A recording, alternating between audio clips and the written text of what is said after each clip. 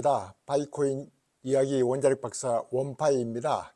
오늘도 여러분들께 파이코인과 관련돼서 좋은 소식들과 이 파이코인을 채굴하지 않더라도 암호화폐 세상이 어떻게 바뀌어 나갈지, 그거와 파이코인과의 어떤 관계가 있는지 관심을 가진 분들에게 여러 가지 소식들을 가지고 말씀 나누려고 하고 있습니다.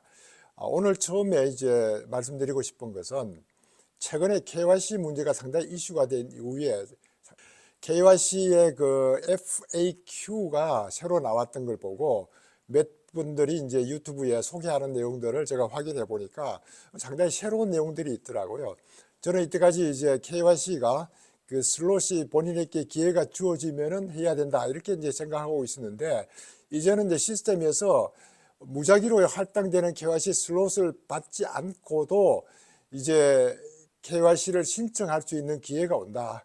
그러니까 초창기에 이제 KYC를 받을 수 있는 그 한 30일 정도밖에 안 됐던 신규 멤버들은 30일이 지난 이후에 신청이 가능하지만은 그 외에는 신청을 해서 KYC를 받을 수 있도록 한다. 그러니까 특별한 경우는 이제 알고리즘 상에서 조금 문제가 있어서 가짜 계정이라든가 이런 어떤 위반 사항이 있다고 판단되는 그런 쪽에 있었던 거는 신청하기 어렵지만은, 그런 경우는 특수한 별도 양식을 제출해서 하면 된다. 이런 어떤 내용들이 나와 있고,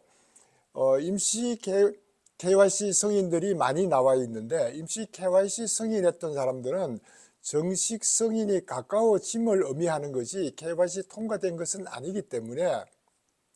아직도 이제 밸리데이터가 된다든가 그 마이그레이션이 된다든가 하는 거는 좀 기다려야 된다 하는 이런 두 가지 메시지들이 나와 있습니다. 좀 더 상세한 것들은 여러분들이 이제 KYC FAQ를 직접 한번 보시고, 아니면 뭐 다른 그 다우 월드라든가 이런 분들의 어떤 영상을 한번 보시고 참고했으면 좋겠습니다. 오늘은 이제 저희들의 암호화폐 세계가 이 파이코인과 직접 관계가 될 수 있기 때문에 이런 이제 미국의 어떤 암호화폐 분위기를 좀 전달해 주는 것이 좋겠다 싶어서 말씀을 항상 드리는데, 오늘은 이제 미국 하원 의원들이 몇 명이 미국도 이제 금본위주로 부활을 할 필요가 있겠다, 이런 이제 법안을 이제 발의를 했습니다. 국회의원이 이제 법안을 발의했는데, 이분들이 이제 그렇게 발의했던 동기는 80년간 달러가 큰 역할을 해왔던 건데, 이제는 그게 상당히 위험에 처해져 가고 있다. 이때까지 제가 영상에서 가끔 말씀드렸던 그 탈달러를 항상 외쳤던 그 내용들을 이분들도 이제 피부에 느끼니까 이러다가는 큰 위험에 빠뜨릴 수 있으니까, 이제는 이제 그동안 1971년도까지 금본위로 하던 것을 폐기했었는데 앞으로는 이와 같은 걸 다시 해야 되겠다. 그래서 미국 정부가 방만한 예산 낭비와 허공에서 돈을 찍어내는 이런 행위는 곤란하니까 이렇게 이제 경제를 보호할 필요가 있겠다. 그렇게 해서 허공에서 돈을 찍어낸다는 그 프린팅이라는 것들을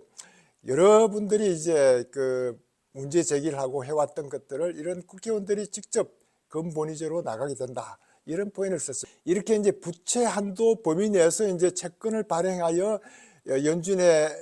채권을 맡기고 달러를 이제 발행할 수 있는 발행을 받아오는 이런 방법으로 이제 달러를 발행하고 있는데, 여기에 이제 달러 가치 하락과 금본위제에 대한 시끄러운 논의가 앞으로 장기적으로 비트코인에게 도움이 되지 않느냐, 이런 포인트를 썼길래 제가 관심을 가지는 겁니다. 이렇게 이제 달러 가치가 떨어지고 금본위제로 바꾸려고 그러면 이게 필요하냐 안 하냐, 왜 필요하냐, 이렇게 이제 논의하는 과정에 그러면 탈중앙화된 비트코인의 어떤 그 위치가 상당히 의미가 있겠구나, 이런 암호화폐 세상에 어떤 그 좀 필요성을 느끼는 그런 분위기가 되지 않겠느냐 해서 여러 사람들은 이제 앞으로 비트코인이 상당히 올라갈 것 같다, 암호화폐가 필요성이 있을 것 같다,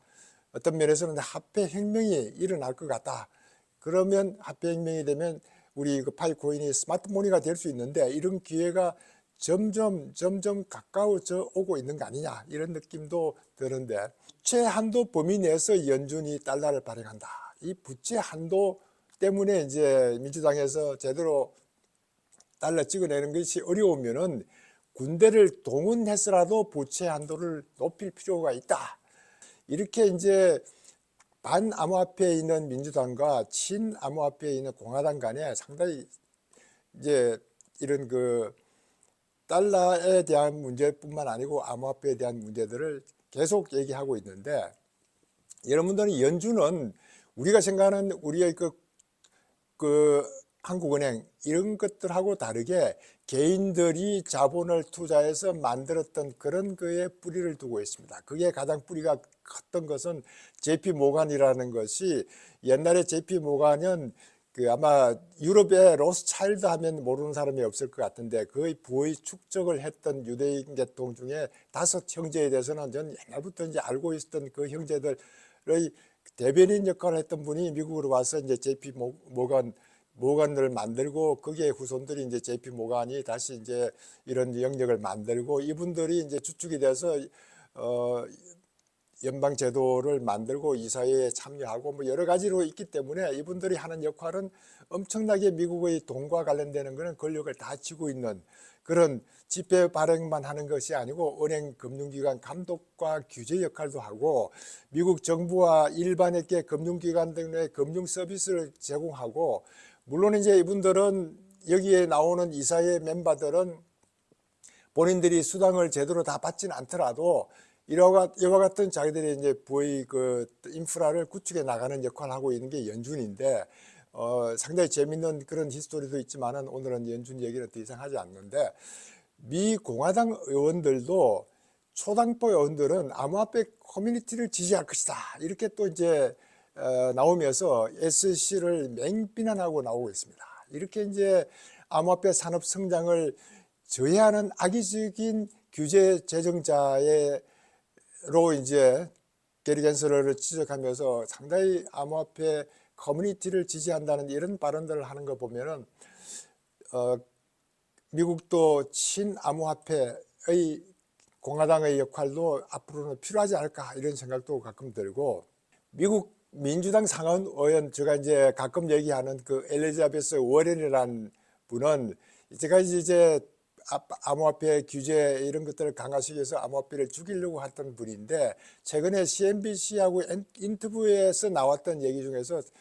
상당히 재밌는 포인트를 썼습니다. 비트코인은 공기를 사는 것과 같다.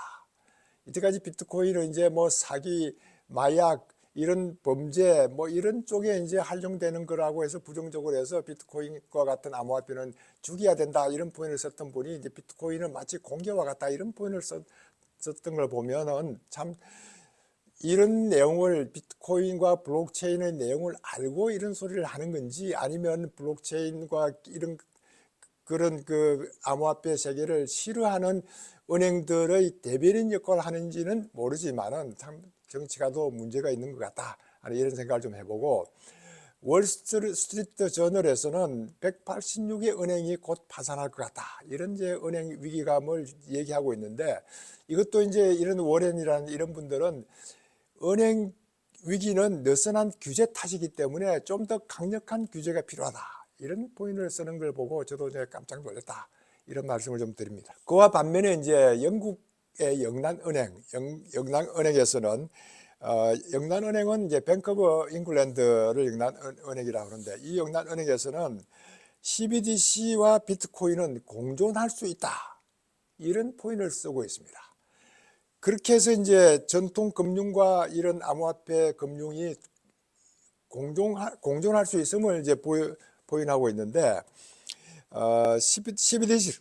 CBDC는 비트코인과 전통 금융 간의 브리징 자산이 될 수 있다. CBDC가 브리징 역할을 한다고 했습니다. 제가 가끔 이제 비트코인 간 얘기할 때는, 비트코인과 암호화폐 뭐 파이콘 이런 거 얘기할 때는 리플이 상당히 브리지 역할을 할 것이다. 스텔라가 또 그와 같은 역할을 또 하고, 이런 스텔라와 리플의 어떤 역할을 파이코인은 둘 다를 할 수 있다. 그래서 앞으로 파이코인이 상당히 큰 의미를 부여하고 있다 이런 포인트를 썼는데,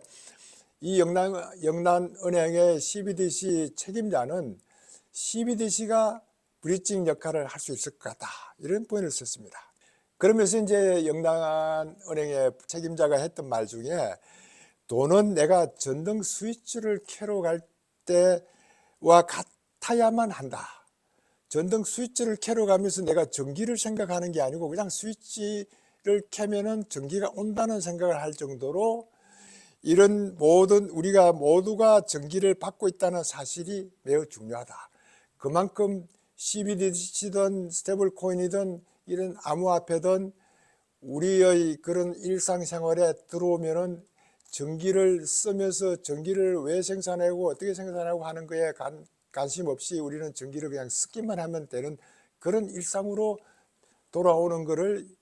예측한 그런 얘기 같아서 저도 관심 있게 여러분들께 한번 말씀해 봅니다. 유럽 쪽에서는 이제 그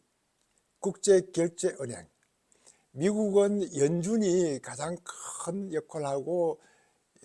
유럽 쪽에서는 국제결제은행 BIS라고 하는 이 두 은행이 축이 돼서 세계의 어떤 금융을 움직이고 있는데 여기 한 축은 이제 뭐 미국에서는 암호화폐를 없애고 페더나우를 만들어서 CBDC를 해 나가려고 하고 있고 거기에 반대를 하니까 우리는 CBDC를 만들려고 하는 것이 아니고 지금 페더나우만 하려고 하고 있다는 이런 좀 포장된 얘기만 하고 있는 거 반면에 국제결제은행 이런 쪽에서도 이제 CBDC를 얘기를 하고 있지만은 또 재미있는 자료가 있어서 여러분들께 말씀드리면 작년에 국제결제은행에서 암호화폐 익스포저 할 수 있는 양을 2% 미만으로 제한한다 이런 제안을 한 적이 있습니다. 2% 미만으로 제한한다는 것이 지난 12월 달에 발표했고 앞으로 이제 2025년도 1월 달부터면 그게 이제 적용이 되는 걸 알고 있는데 그럼 현재는 어떤 상태인가 제가 이제 확인이 되지 않았는데 그 현재 암호화폐 익스포저 보고은행의 암호화폐 비중은 0.013% 정도밖에 되지 않는다 그럽니다. 0.013%밖에 되지 않으면은 이게 2%까지 가려고 그러면 엄청난 시장이 확보가 되고 자산이 확보가 돼야만 되니까 어마어마한 시장이 아직도 우리에게는 기다리고 있다. 2%만 돼도 그러는데 앞으로 좀 더 넓힌다면은 앞으로의 모든 자산이 암호화폐 시장으로 얼마나 들어올 것인가 한번 기대를 해보고 있습니다. 지난 영상에서 미 재무회계기준위원회에서 기업 회계 보고서에 암호화폐 손익 기록을 제한할 필요가 있고 이와 같은 이제 암호화폐 자산을 이제 포트폴리오에 넣을 수 있는 그런 법안을 준비하고 있다는 말씀을 한번 드린 적이 있는데 이렇게 이제 자산 대차 대조표에 암호화폐를 표시하게 되면은 엄청난 큰 비즈니스를 하는 사람들에게는 도움이 된다 이렇게 보고 있습니다. 이렇게 이제 비즈니스 운영을 개선하기 위해서 암호화폐를 사용하는 그 이유 중에 크게 이제 세 가지를 여기에 언급을 했는데 기업은 가맹점 정상 기간을 단축합니다. 24시간 거래를 하기 때문에 언제 어떤 시기라도 정산이 가능하게 함으로써 도움을 줄 수 있고 자산 대차 대조표를 다양화하게 함으로써 도움을 줄 수 있고 결제의 암호화폐 사용을 함으로써 상당히 기반을 구축해 나가고 혁신에 대한 명성을 높여서 추가 수익을 올릴 수 있다. 이렇게 이제 크게 기업에서도 암호화폐를 사용하면은 크게 도움이 된다는 걸 이제 말씀드리고 지난번 나스닥이 이제 암호화폐 카사디 비즈니스를 하겠다고 이제 준비를 했고 정부의 승인을 받으려고 하고 있는 거 있고 유럽 쪽에서는 이미 독일에는 거래소에서 이미 암호화폐 카사디를 승인을 받아서 진행 중에 있고 이렇게 엄청난 자산이 앞으로 이제 암호화폐 산업으로 돌아오게 되면은 이것이 이제 우리 그 앞으로 파이코인이 오픈돼서 갔을 때 이런 암호화폐 산업 시장이 엄청나게 활성화되는 그런 것들을 볼 수 있지 않을까. 그렇게 해서 이제 시티은행에서는 2030년도 되면 토큰화 자산 시장이 4조 달러에 육박할 것이다. 이게 이제 포인을 하는 거 보면 이런 것들이 현실화되어 가고 있는 것들을 볼 수 있습니다. 또 가까이 있는 이제 스위스에서 이게 상당히 재미있는 뉴스더라고요. 포스트 파이낸스. 이게 포스트 파이낸스 뭐 우체국 우리 정부 스위스 정부가 이제 100% 소유하고 있는 그런 그 포스트 파이낸스에서 비트코인 거래를 이제 서비스를 제공한다. 이런 내용이 나와 있습니다. 암호화폐 은행인 시그넘과 제휴해서 다양한 디지털 자산 서비스를 시작하겠다.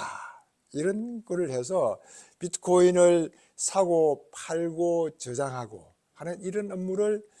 우체국, 한국으로 치면 우체국 금융에서 이렇게 담당하고 있다. 이런 것들을 보면은 국영기업에서도 이렇게 이 암호화폐를 사고 팔고 저장이 가능하도록 이런 서비스를 하고 있다는 거 보면 이게 우리에게 얼마나 가까워져 가고 있느냐, 이런 얘기를 하면서 거기에 최고 책임자의 그 발언을 잠깐 이제 제가 읽어보면은, 디지털 자산은 금융 세계의 필수적인 부분이 되었고 고객은 신뢰할 수 있는 포스트 파이낸스에서 시장에 접근할 수 있도록 우리는 도와주겠다. 이런 포인트를 씁니다.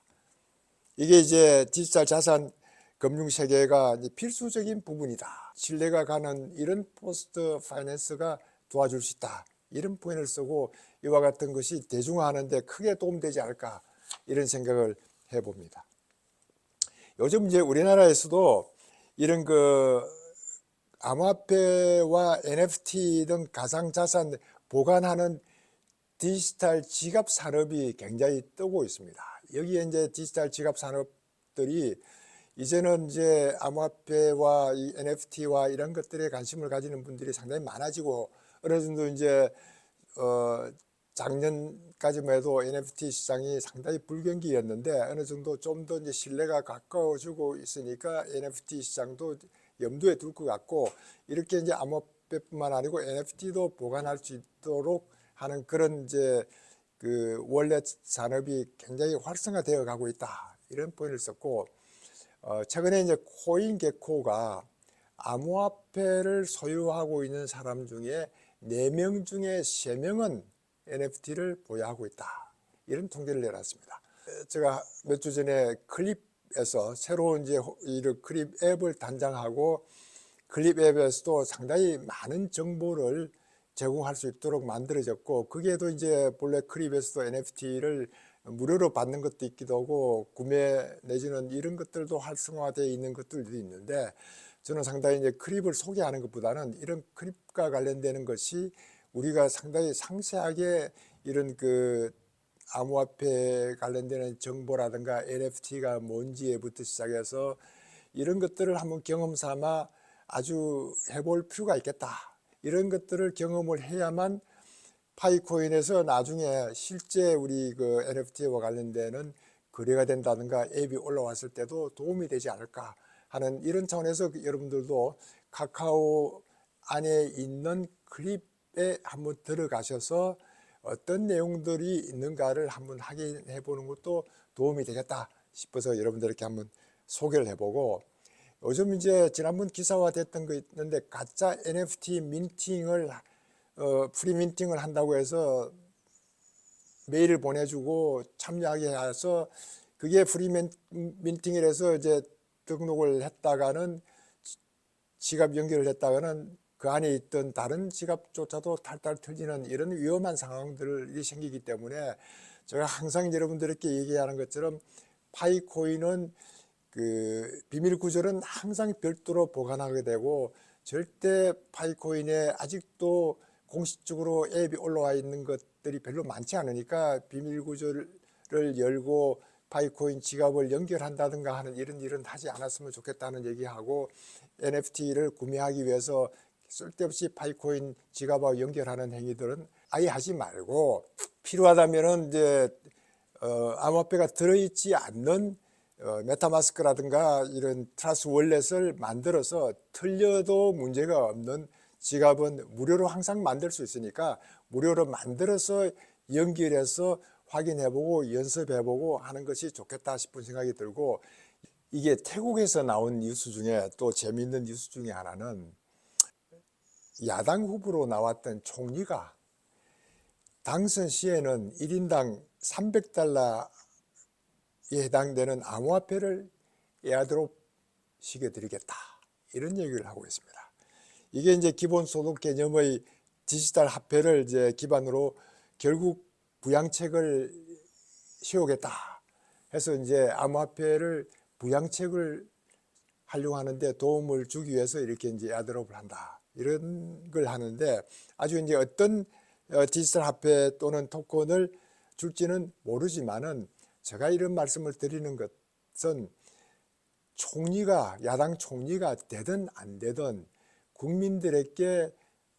암호화폐 지갑을 만들게 하고 거기에 300불에 해당되는 돈을 전 국민에게 줄 수 있도록 하는 이런 인프라를 구축해 간다는 이런 거에 상당히 소신 발언을 했다는 거에 저는 관심을 가지고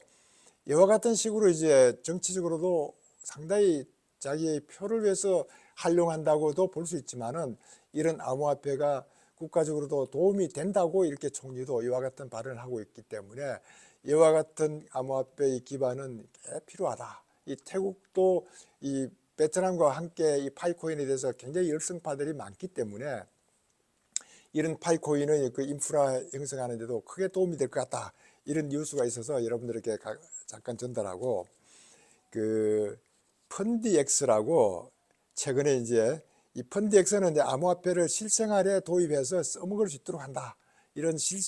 실시간 거래를 할 수 있도록 하는 이렇게 만들었던 그 펀디엑스라는 플랫폼에서 공식적으로 블로그에 어떤 내용이 나와 있냐. 은행은 암호화폐 혁명을 받아들여야 한다. 상당히 암호화폐 혁명이라는 포인트를 썼습니다. 물론 이제 암호화폐를 취급하는 플랫폼이니까 그와 같은 말을 쓸 수 있는데 이렇게 이제 공식 블로그에서 암호화폐 혁명을 은행들이 받아들여야 한다고 하면서 그 이유 중에 하나는 암호화폐 채택 사례가 계속 증가하고 있다. 적응에 실패한 은행 서비스는 설 가치를 잃게 될 것이다. 비트코인과 암호화폐를 수용해서 은행의 디지털화로 나아가는 세상에 참여해서 경쟁력을 향상시킬 필요가 있겠다. 이렇게 이제 비트코인을 사용하는 빈도가 올라가고 있다는 것도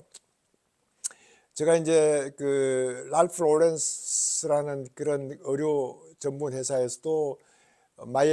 마이애미에 있는 매장에서는 비트코인을 받겠다 하는 이런 이제 뉴스가 있었고,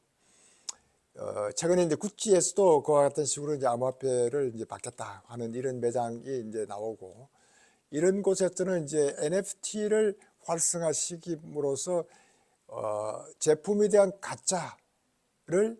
못 만들게 하기 위해서 이런 증명서를 블록체인 기반으로 하는 NFT로 만들겠다 하는 것들을 이제 산업체에서 적용을 한다는 것들을 보고, 제가 원자력발전소에서 임금정 그 인증서를 이제 NFT로 만들려고 했던 것들이 이미 이제 산업체에서 이렇게 활성화되어 가고 있으면은 우리가 이런 그 랄프 로렌이라든가 이런 데서 물건을 샀을 때 여기에 NFT를 받아서 이것이 이제 진위 여부를 파악할 수 있으면은 이 NFT가 실세가 우리의 실생활에 상당히 크게 활용되고 있다는 걸 이제 파악할 수 있으니까 이 NFT의 어떤 그 우리 일상생활의 필요성도 많이 강조가 되지 않을까 하는 이런 생각도 해보고, 미국은 공화당은 친화폐로 해서 이 부분을 키우려고 그러고 있고, 민주당은 가능하면은 이 분야를 이제 CBDC로 전환하려고 하고 있고, CBDC는 모든 돈의 흐름을 통제하기 때문에 우리 미국 같은 데서는 필요하지 않다고 이제 암호화폐 쪽에 있는 사람들도 얘기하고 있고, 이런 어떤 분위기에 있을 때 어느 정도 이제 우리의 그 파이코인이 오픈넷에 갈 때쯤 되면은 이와 같은 것도 정리가 되지 않을까. 그러면 앞으로 파이코인의 역할은 엄청날 것이다 하는 이런 기대를 해보면서 오늘 영상도 여기에서 마치겠습니다. 여러분들 영상이 도움됐다면 구독과 좋아요 부탁드립니다. 여러분들 감사합니다. 감사합니다.